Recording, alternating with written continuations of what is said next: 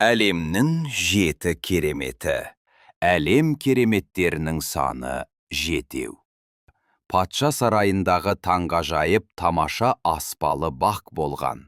Оны Вавилон патшасы Навуходоносор сүйікті әйелі Семирамидаға арнап салған деседі. Біздің дәуірімізге жеткен жеті кереметтің бірі Мысыр, Египет пирамидалары. Хеопс пирамидасын нағыз керемет десек қателеспейміз. Оның биіктігі 147 метр. Әр қырының ұзындығы 235 метр.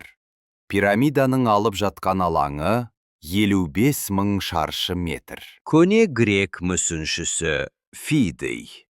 Биіктігі 17 метр. Көз тартатын Зевс мүсінін піл сүйегін алтынмен қиыстырып жасаған. Артемида ғибадатханасы.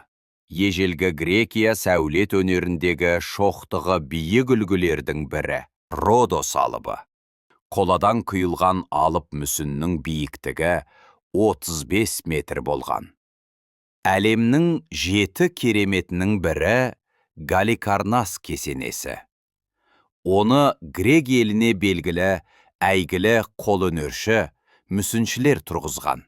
Көне дәуірде Александрия маягынан бардаршырақ, ірі құрылыс ешбір жерде, ешбір елде бой көтермеген болатын.